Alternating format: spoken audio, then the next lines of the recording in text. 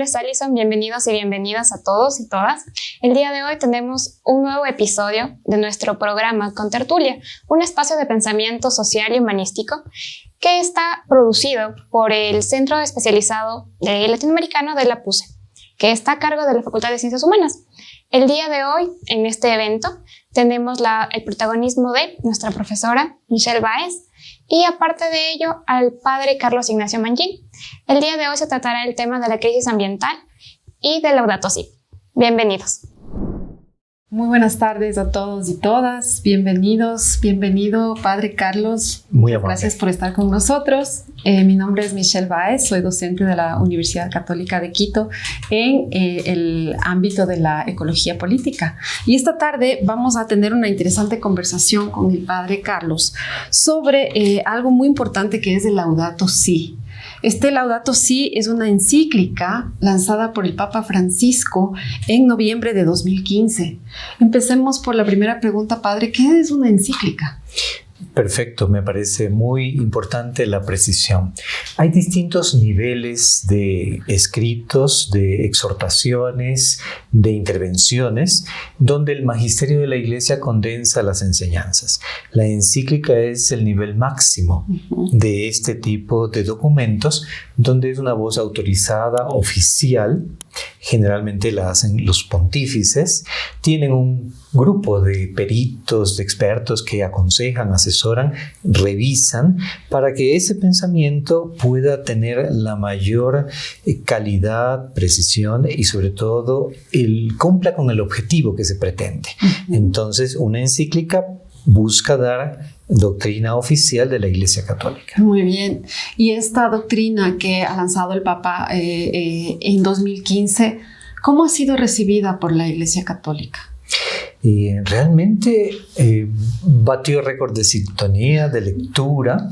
Estábamos acostumbrados a que las encíclicas se leían solo en el ámbito de los teólogos, de algún tipo de formación religiosa y quizá llegaba en algún momento también a las catequesis. Esta, en cambio, fue motivo de atención de todo tipo de expertos en el tema ecológico, o sea que salió del ámbito de la doctrina oficial de la Iglesia hacia la interdisciplinaridad, porque estuvo concebida desde esa óptica, es decir, un documento que además de dar lineamientos de qué significa la creación, la casa común, pudiera también animar a otras personas a sumar esfuerzos en una causa de reconstruir un mundo roto, de aliviar las tensiones que hay en el mundo y que inciden directamente en la casa común. Y justamente, ¿por qué en estos momentos el Papa Francisco lanza este Laudato Si? Es sumamente interesante mirar a la historia. Han pasado 8 años y hace pocos meses llegó la segunda parte, Laudate Deum. Vamos a hablar un poquito de qué significa cada una, pero todas recogen esta enseñanza de los salmos y luego también de la figura de Francisco de Asís, alabado seas mi Señor, el cántico de las criaturas. Entonces es una alabanza de toda la creación por la bondad de la misma, pero también la preocupación del pontífice como un líder religioso, pero también político, que invita a sumar esfuerzos en estas consideraciones. Entonces su importancia ha radicado y sigue radicando en el hecho de tomar conciencia. Se han escrito miles de artículos alrededor de ella. Ha concitado también el interés, el aplauso y la crítica, por supuesto, también de cómo lograr que sumemos esos esfuerzos y cómo se concibe la crisis. Esta crisis de la cual estamos hablando, ¿qué componentes tiene? Hay por un lado un problema ecológico muy serio. Vemos unas cifras alarmantes en temas de consumo, de generación de desechos a nivel mundial. Vemos que cada día perdemos miles de especies, que es una catástrofe irreversible. Entonces, ¿cuál es la propuesta del Laudato Si en este sentido? Y si lo viéramos solamente desde el punto de vista de la psicología social, hablaríamos de un mundo enfermo. Ya no solo de sociedades enfermas, sino de que todo el mundo está enfermo. Y eso repercute directamente sobre todas las criaturas, el ser humano entre ellas. Pero esta crisis, el Papa Francisco, quien había recién asumido 2 años antes, en el 2013, retoma ese clamor de distintas instituciones, ámbitos de dentro y fuera de la Iglesia, para decir que hay una crisis socioambiental, que no son crisis separadas.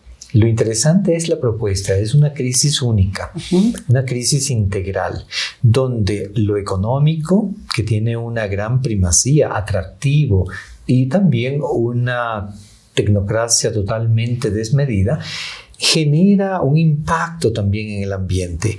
Por eso la causa ecológica implica el mirar buenas prácticas, compartir una serie de propuestas que desde los niños hasta los mayores podemos ir haciendo poco a poco con la educación.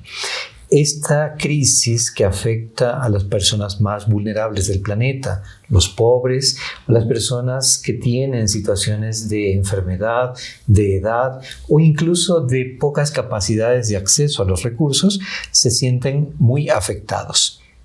El consumo del agua, de los medios de nutrición y sobre todo también el calentamiento global, todo lo que implica ese cambio climático, genera unas situaciones catastróficas que si no se pone remedio, entonces sí, nos vamos a ver abocados a situaciones más complejas. Usted nos menciona, padre, que hay una cuestión de afectación más fuerte en las poblaciones empobrecidas. ¿Cuál es la responsabilidad que tienen en esta crisis social y ambiental, estos grupos económicos que están acumulando la riqueza en el planeta? La ambición desmedida que critica el Papa en las 2 encíclicas, tanto en Laudato Si 2015 como actualmente 2023 en Laudate Deum, es esa crítica a una obsesividad por el consumo, por el creer que podemos disponer de todos los medios y que el extractivismo, que todo aquello que es apreciado por distintas naturalezas de su beneficio, utilidad, están destruyendo el planeta. Amazonía, querida Amazonía, fue también un documento reciente que nos habla de la importancia de la Amazonía en esta crisis también y cómo pueblos originarios son afectados, cómo también esto implica un detrimento de la salud, pero sobre todo ese consumo desmedido tiene que hacernos reflexionar que no necesitamos tanto para vivir, que debemos aprender a generar recursos de la misma situación para que sean renovables y que si consumimos algo tenemos que poner la solución. Es decir, esto es importante para el desarrollo de un país, pero a cambio de esto vamos a invertir decididamente, honestamente, en estos otros rubros o en estas otras situaciones que van a mejorar y a contrarrestar el efecto de esa huella de carbono. Y usted ha mencionado a la Amazonía, que es una fuente ecosistémica de una diversidad de vida enorme, ¿no? Animales, plantas, oxígeno, bosques, ¿no? Y, por supuesto, pueblos originarios, pueblos ancestrales, pueblos no contactados, pueblos campesinos que viven en ese territorio. ¿Cuál es el rol de estos pueblos y el lugar que se les otorga en el Laudato Si? Están reconocidos desde la dimensión antropológica, cultural, la dignidad de la persona. En ambas se va a recalcar, porque si no partimos de ese principio del respeto a la dignidad, entonces es donde vemos estos atropellos, donde no hay un respeto a esas tradiciones, a esa cultura y sobre todo donde se busca el abuso del poder. Detrás de esto siempre está un abuso de poder de grupos, naciones o sistemas que se imponen frente a los más débiles. Y entonces de esa manera la encíclica lo que quiere es advertir, la invitación es al amor, la invitación es al respeto, la invitación es a que podamos realmente convivir en paz. Y de ahí el nombre de Laudato Si, que proviene de este cántico de Francisco de Asís, ¿verdad? Es el inicio de este cántico, de este santo que tenía una relación muy particular con la naturaleza, con los animales. Si nos puede hablar un poco de eso. Sí, por supuesto. Francisco se encuentra ubicado en la Edad Media, en Umbria, en Italia, en toda la zona pues de Perugia, Asís, esta parte que se caracteriza por un entorno de naturaleza hermosísima, exuberante, ¿no? Allí es donde Francisco, en el seno de una familia muy acomodada, su padre era mercader de telas. Cuenta la historia que cuando Francesco nació, su padre estaba comerciando en Francia. De ahí que cuando regresa, el padre le dice mi francesito, Francisco.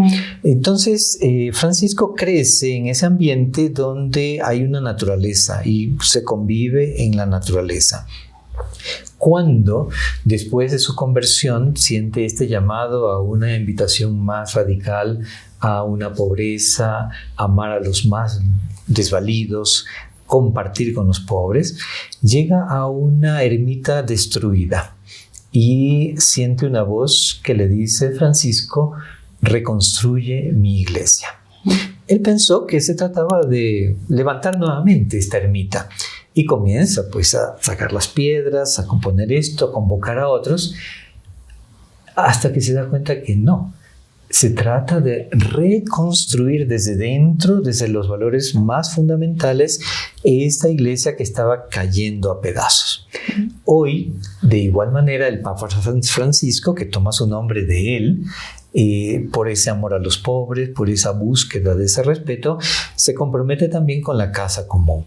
Es decir, de qué manera encontrar que el servicio del Evangelio es la vida y que no se necesita sino una voluntad para servir, amar desde esta causa que es cosas muy sencillas como reciclar, cosas como saber utilizar los medios y apagar las luces cuando es necesario, utilizar otros sistemas que sean más convenientes, el agua, la manera en que nosotros podemos aprovechar también los viajes, es decir, no hacer 20 viajes cuando puedo hacer 2 o 3, y de esa manera también ser conscientes que tenemos una responsabilidad.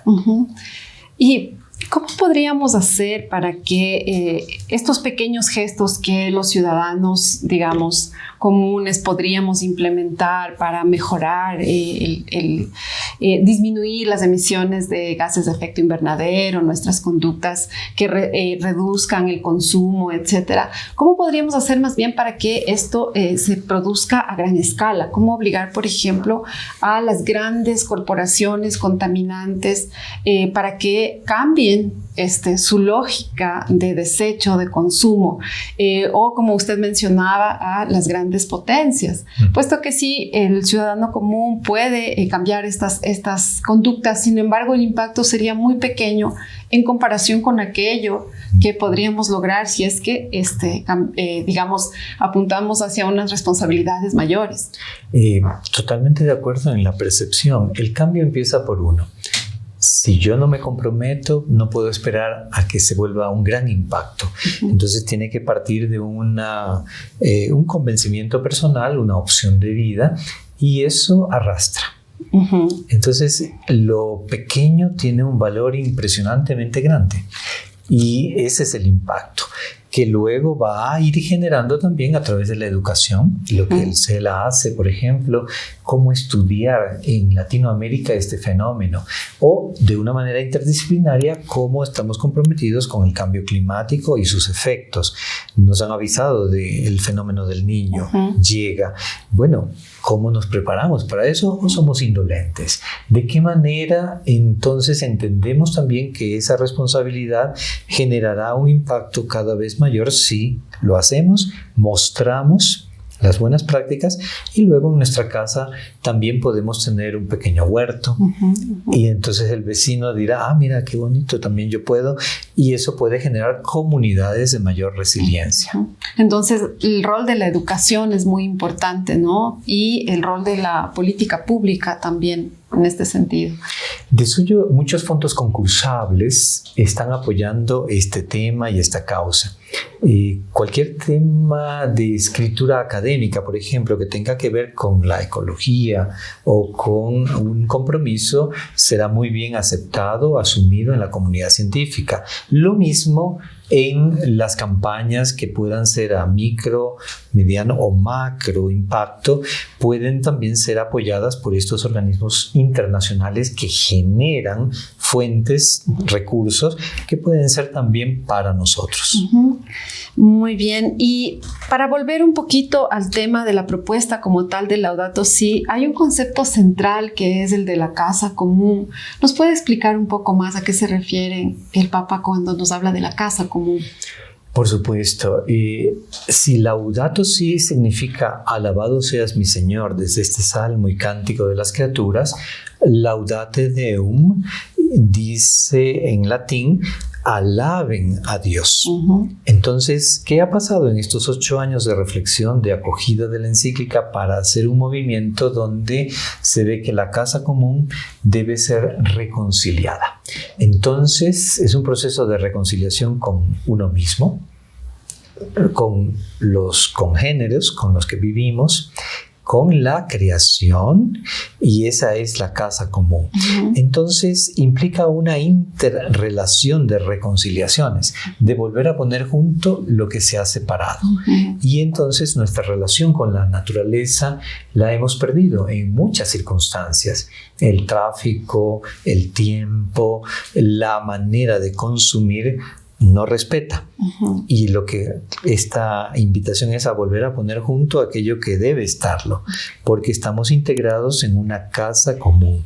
Entonces, no sentir que este es mi espacio y la naturaleza está allá, sino cómo traigo la naturaleza también a mi interior, no manipulándola, sino respetándola, acogiéndola como los trascendentales, la unidad, la verdad, la belleza y la bondad. Entonces, ahí sí podremos tener ese sentido de casa común. ¿Y cuál sería el rol, el mensaje más bien de Laudato Si para los jóvenes, para nuestros jóvenes de las universidades, nuestros estudiantes? Creo yo que los jóvenes, que son también la razón de ser de una universidad, como estudiantes que se van formando para luego ser profesionales, la universidad lo que busca es entregarles todas las herramientas y el proceso necesario para crecer. Pero tiene que ser desde un compromiso integral. No es solo conocimiento, no es solo acción, no es solo voluntad, sino el justo discernimiento de qué quiero hacer yo y cómo quiero dejar huella. Huella positiva, huella que haga crecer a este mundo y que quede mejor de lo que yo lo recibí. Tarea sumamente compleja, difícil, porque vemos los niveles de deterioro, de egoísmo, de quemimportismo y de abuso. Allí yo creo yo que la universidad en esa tarea formativa tiene un gran compromiso de, por distintos mecanismos, proponer alternativas. Es decir, que vean de qué manera procedemos como docentes, como personal administrativo, como comunidad educativa en ese compromiso. Y tal vez para juntar este tema de los jóvenes, los docentes, la universidad, ¿no? Con este mundo actual en el cual consumimos tanto, ¿no? Y desechamos tanto. ¿Cuál es el rol de la tecnología en este momento particular, justamente en estas relaciones en las cuales la utilizamos tanto para la educación, por ejemplo, es tan útil para la educación, pero que al mismo tiempo nos está aislando, ¿no? Entonces vemos a nuestros jóvenes muy inmersos en la tecnología, muy interconectados, pero al mismo tiempo tal vez un poco solos. Totalmente de acuerdo. La pandemia COVID, que desnudó otras pandemias, nos mostró justamente ese efecto peligro si no hay un recto discernimiento o uso de los medios. Los medios son para utilizarlos, pero ¿de qué manera se vuelven mediaciones para una construcción pacífica, donde podamos también utilizar las tecnologías con esa finalidad? O al contrario, tecnologías que, si bien nos dan facilidad, aligeran nuestra carga, nos hacen más esclavos. Por lo tanto, se trata de un valor indispensable que es la libertad del ser humano. Que la tecnología nos ayude también a dar más acceso y liberación. No al contrario, que nos esclavicen y terminemos sin saber cómo proceder. Aquí se trata también de entender que la ciencia, la tecnología, tienen un campo impresionante de investigación, de desarrollo, pero tampoco puede ser en el mismo sentido que critica Laudato Si, de un uso desmedido y sin discriminación. Bien, y tal vez para ir cerrando un poco el tema, padre, quisiera que conversemos un poquito sobre los movimientos sociales, los movimientos ecologistas, los movimientos de resistencia que justamente cumplen con este rol de defender la casa común, ¿no? En América Latina, por ejemplo, hay muchos defensores de la naturaleza que son perseguidos, que son criminalizados, justamente por defender ríos, por defender montañas, por defender territorios y por defender la naturaleza. Entonces, ¿cómo vería usted este Laudato Si? ¿Qué mensaje nos lleva a los movimientos sociales y a estas poblaciones en específico?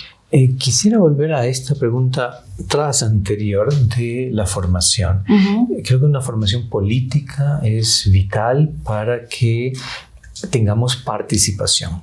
En ocasiones se ve apatía y es importante no perder la voz en esos colectivos, de que también podamos ser voluntarios en distintas organizaciones y que podamos aprender y participar de cómo llevar aquello que es justamente este clamor de los más pobres hacia situaciones que implican una acción directa, una incidencia social. Entonces hay mucho campo, porque como les decía, las instituciones realmente que apoyan todas estas causas están preocupadas por una casa común sostenible y que implica entonces repensar estos hábitos. Ahí yo creo que hay un gran camino a seguir, donde todo tipo de personas con esta iniciativa pueden encontrar cabida, porque es dar voz y al mismo tiempo compromiso. Entonces creo que el factor de formación política, de incidencia, los grupos sociales, lo que están haciendo es hacer un alto, una llamada de atención seria para que reaccionemos. Lamentable muchas veces que se confunda con otro tipo de actividades que incluso pueden ser tachadas de terroristas, cuando en realidad lo que estamos buscando es encauzar esta fuerza. Esto es sumamente importante para que no tengamos temor de entender que la formación política es vital para el ser humano. Somos seres en relación y por eso es importante entonces formar esa conciencia. Laudato Si se muestra plural, amplia, justamente porque ve que esto tiene una incidencia muy profunda. Y en ese sentido nuestra universidad tiene un rol, una responsabilidad muy grande, ¿verdad?, de dar a conocer esta problemática y también, pues, por supuesto, de apoyar en el conocimiento de estos movimientos sociales, de estos grupos, tal vez de construir algunos prejuicios, miedos que se tienen desde otros sectores de la sociedad. Siempre es posible, porque ante un episodio, ante un fenómeno que puede ser incluso hasta desconocido o confundirse con violencia, tengamos una tentación de rechazarlo. Pero tenemos inteligencia, tenemos solidaridad, debemos examinar qué cosa es aquello que hay de fondo. Entonces, no necesariamente yo tengo que apoyar un determinado suceso o grupo, pero sí entender la causa que está detrás, que es justa. Entonces, en ese sentido, creo yo que la participación es lo que pide la Iglesia, ¿no? Una comunión, participación y misión. Redescubrir el bautismo implica comprometerse desde estas causas básicas pero esenciales. Bueno, muchísimas gracias al Padre Manjin por este mensaje tan importante sobre Laudato Si.